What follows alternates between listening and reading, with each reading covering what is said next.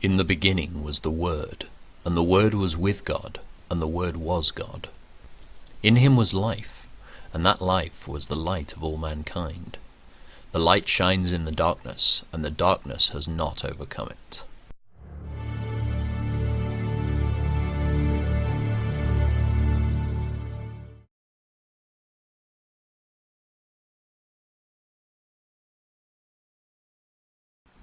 Why doesn't the Almighty bring the wicked to judgment? Why must the godly wait for him in vain? Evil people steal land by moving the boundary markers. They steal livestock and put them in their own pastures. They take the orphan's donkey and demand the widow's ox as security for a loan. The poor are pushed off the path. The needy must hide together for safety. Like wild donkeys in the wilderness, the poor must spend all their time looking for food, searching even in the desert for food for their children. They harvest a field they do not own, and they glean in the vineyards of the wicked. All night they lie naked in the cold without clothing or covering. They are soaked by mountain showers, and they huddle against the rocks for want of a home. The wicked snatch a widow's child from her breast, taking the baby as security for a loan. The poor must go about naked without any clothing. They harvest food for others while they themselves are starving. They press out olive oil without being allowed to taste it, and they tread in the winepress as they suffer from thirst. The groans of the dying rise from the city, and the wounded cry for help. Yet God ignores their moaning. Wicked people rebel against the light. They refuse to acknowledge its ways or stay in its paths. The murderer rises in the early dawn to kill the poor and needy. At night he is a thief. The adulterer waits for the twilight, saying, "No one will see me then." He hides his face so no one will know him. Thieves break into houses at night and sleep in the daytime. They are not acquainted with the light.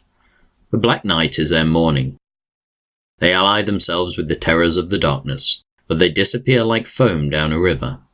Everything they own is cursed, and they are afraid to enter their own vineyards. The grave consumes sinners just as drought and heat consume snow. Their own mothers will forget them. Maggots will find them sweet to eat. No one will remember them. Wicked people are broken like a tree in the storm. They cheat the woman who has no son to help her. They refuse to help the needy widow. God in his power drags away the rich. They may rise high, but they have no assurance of life.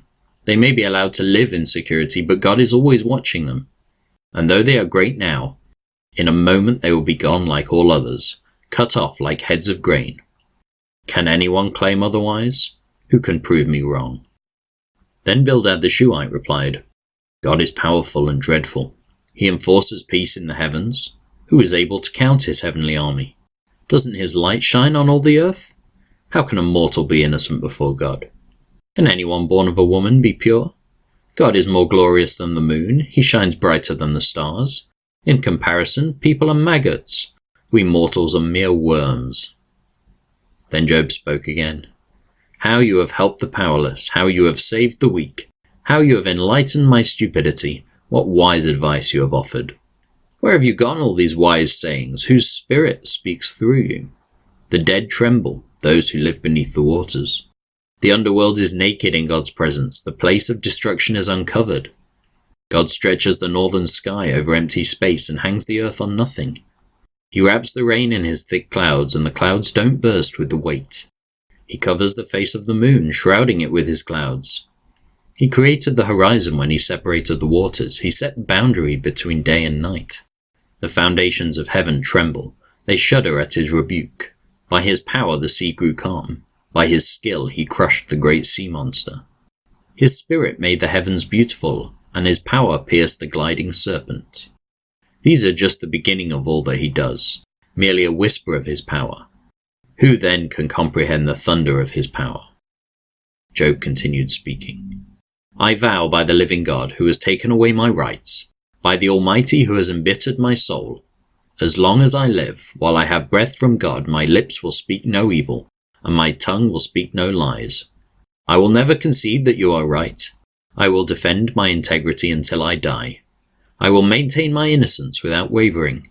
My conscience is clear for as long as I live. May my enemy be punished like the wicked, my adversary like those who do evil. For what hope do the godless have when God cuts them off and takes away their life? Will God listen to their cry when trouble comes upon them? Can they take delight in the Almighty? Can they call to God at any time? I will teach you about God's power. I will not conceal anything concerning the Almighty. But you have seen all this. Yet you say all these useless things to me. This is what the wicked will receive from God. This is their inheritance from the Almighty. They may have many children, but the children will die in war or starve to death. Those who survive will die of a plague, and not even their widows will mourn them. Evil people may have piles of money, and may store away mounds of clothing, but the righteous will wear that clothing, and the innocent will divide that money. The wicked build houses as fragile as a spider's web, as flimsy as a shelter made of branches. The wicked go to bed rich, but wake to find that all their wealth is gone. Terror overwhelms them like a flood, and they are blown away in the storms of the night. The east wind carries them away, and they are gone. It sweeps them away, it whirls down on them without mercy. They struggle to flee from its power, but everyone jeers at them and mocks them.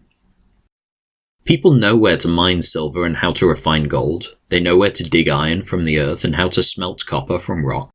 They know how to shine light in the darkness and explore the farthest regions of the earth as they search in the dark for ore. They sink a mine shaft into the earth far from where anyone lives. They descend on ropes swinging back and forth.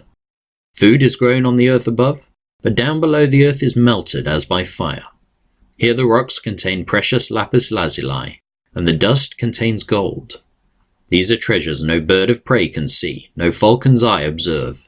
No wild animal has walked upon these treasures, no lion has ever set his paw there. People know how to tear apart flinty rocks and overturn the roots of mountains. They cut tunnels in the rocks and uncover precious stones. They dam up the trickling streams and bring to light the hidden treasures. But do people know where to find wisdom? Where can they find understanding? No one knows where to find it, for it is not found among the living. It is not here, says the ocean, nor is it here, says the sea. It cannot be bought with gold, it cannot be purchased with silver. It's worth more than all the gold of Ophir, greater than precious onyx or lapis lazuli. Wisdom is more valuable than gold and crystal. It cannot be purchased with jewels mounted in fine gold. Coral and jasper are worthless in trying to get it. The price of wisdom is far above rubies. Precious peridot from Ethiopia cannot be exchanged for it. It's worth more than the purest gold. But do people know where to find wisdom? Where can they find understanding? It is hidden from the eyes of all humanity. Even the sharp-eyed birds in the sky cannot discover it. Destruction and death say, "We've heard only rumors of where wisdom can be found." God alone understands the way to wisdom. He knows where it can be found, for he looks throughout the whole earth and sees everything under the heavens. He decided how hard the winds should blow and how much rain should fall. He made the laws for the rain and laid out a path for the lightning. Then he saw wisdom and evaluated it. He set it in place and examined it thoroughly. And this is what he says to all humanity. The fear of the Lord is true wisdom. To forsake evil is real understanding. If you enjoyed today's video, please remember to share, comment, and subscribe. And if you want to hear more of God's Word every day, don't forget to hit the notification bell.